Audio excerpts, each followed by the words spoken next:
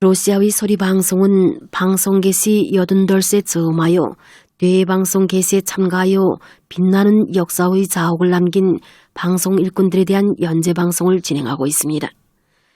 오늘 방송의 주인공은 소련과 러시아의 라디오 방송의 원로이며 이름난 정치 런평원인 왈렌친 조린입니다.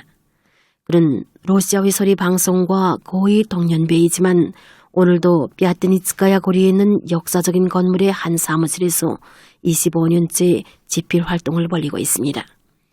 그의 사무실 벽에는 20세기 후반기의 저명한 정치가들과 함께 찍은 흑백색 사진들이 붙어 있습니다.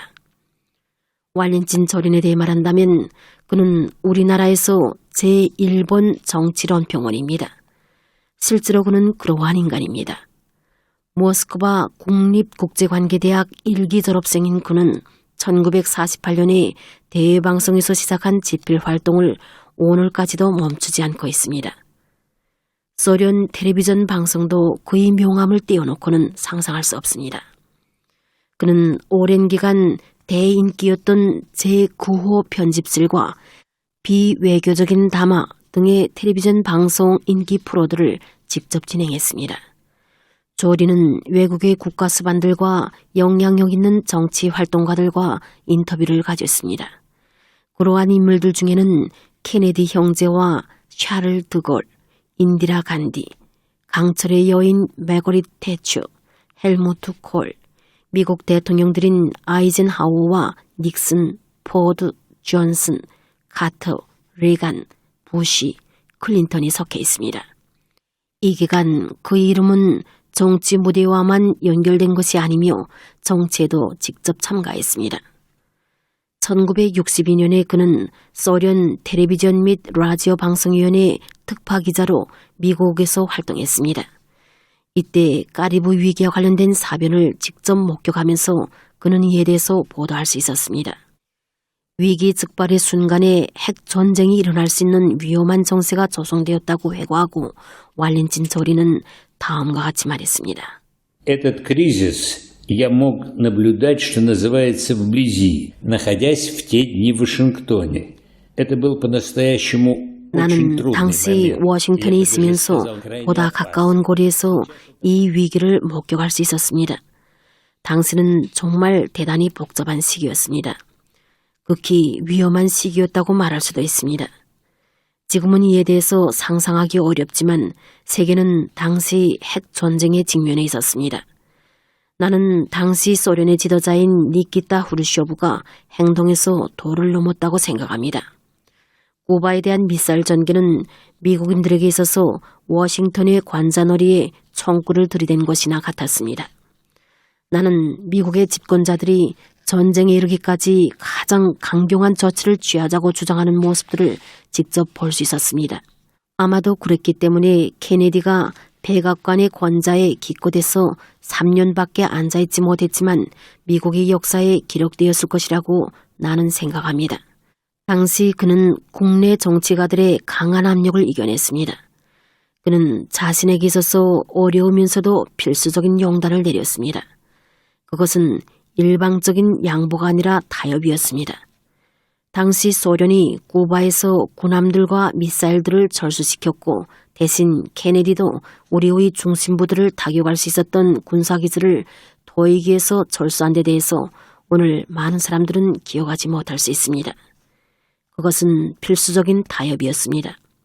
후르쇼프도 건전한 사고를 가지고 우리의 미사일들을 쿠바에서 철수시켰습니다. 라고 말했습니다. 소련의 대외 방송이 국제 분쟁을 막고 핵 참화로부터 인류를 구원하는 데서 큰 역할을 했다고 말하는 것은 과언이 아닙니다. 당시 모스크바 국제방송인 오늘의 러시아의 소리 방송의 중재 활동으로 소련과 미국 사이의 군사적인 충돌을 피할 수 있었습니다. 당시 첨예한 정세를 해소시키는 소련 정부의 성명은 워싱턴에 공식 통로로 전달되기도 전에 방송 파장을 통해 전달됐습니다. 왈렌친 조린은 다음과 같이 말했습니다.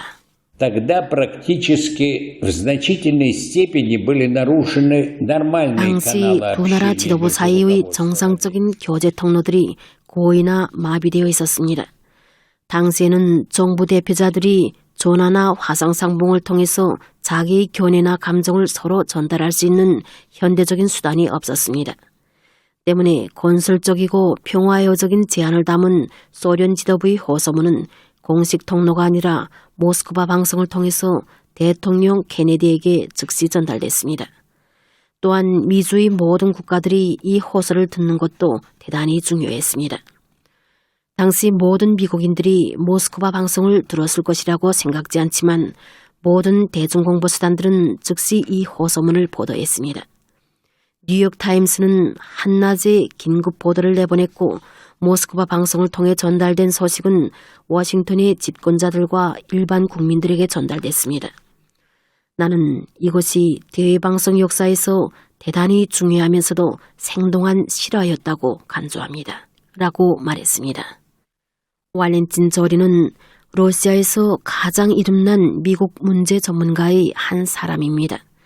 또한 그는 미국의 큰 도시들에 대한 수십 편의 텔레비전 영화들도 창작했습니다. 왈렌틴 조리는 대다수 소련 국민들에게 미국이라는 나라를 보여준 인물들 중에 한 사람입니다. 그는 현 시대의 국제 분쟁들에 대해서 잘 알고 있었으며 때때로 분쟁이 어떻게 끝날지 예언까지 했습니다. 그가 기자로 활동하는 기간에 소련과 러시아에 대한 외국 정치자들의 태도도 변화됐습니다. 태도는 물론 강했지만 우리나라에 대한 관심은 언제나 있었다고 지적하고 왈렌틴 조리는 다음과 같이 말했습니다. Очень большая разница между тем, что было в годы, когда я начинал работать. 내가 대외방송에서 일을 시작하던 때와 지금은 크게 다릅니다. 나는 냉전이 한창이던 때에 방송에 출연했습니다. 한 가지 신뢰를 둔다면 한 번은 내가 뉴욕타임스 신문사의 동료들과 이야기를 나눈 적이 있었습니다. 그때 신문의 책임 논평원은 나에게 나는 모스크바 방송으로 당신이 출연하는 것을 여러 번 들었다. 당신의 방송 내용은 전부 혹은 대다수 공감할 수 없었다고 말하는 것이었습니다. 그래서 나는 그러면 당신은 그때 왜 나와 논쟁을 하지 않았는가? 왜 대응하지 않았는가? 하고 물었습니다. 그러자 그는 누구도 그렇게 하라고 권고하지 않았다고 대답했습니다. 그의 말을 통해서 나는 그들에게 무엇인가 우려하는 점이 있다는 것을 알아차렸습니다. 그때나 지금이나 모스크바 방송에 대한 관심은 많은 경우 다른 견해에 대한 관심과 관련되어 있습니다. 당시로서는 우리 방송이 많은 나라들에서 유일한 정보 원천이었습니다. 나는 미국의 많은 주들과 도시들에서 일반 주민들과 여러 번 상봉했습니다. 오늘 러시아에 대한 미국인들의 관심은 이전과 완전히 다릅니다. 그것은 정치자들이 모스크바 방송을 어떻게 그리고 왜 정치하고 있는가 하는 데 반영되고 있다고 생각합니다. 이전에는 저기 나라에서 무엇을 생각하고 있는지 알아보려고 들었다면 지금은 정보 접수 공간을 넓히기 위해서 듣고 있습니다. 우리의 공적을 과대평가하고 싶지는 않지만 모스크바 방송은 미국을 비롯한 서방에서 분위기를 변화시키는 데 크게 이바지했습니다. 나는 60년 전에 모스크바 방송에서 기자활동을 시작했습니다. 오늘도 나는 러시아의 소리로 불리우는 대외방송 파장에 출연하는 것을 긍지럽게 생각한다고 왈렌틴 조리는 말했습니다. 러시아의 소리 방송은 방송 개시 88세 즈음하여 11월에 국제 로호 방송 축전을 진행하게 됩니다. 축전에는 로호 방송을 진행하는 모든 방송회사들이 참가할 수 있습니다.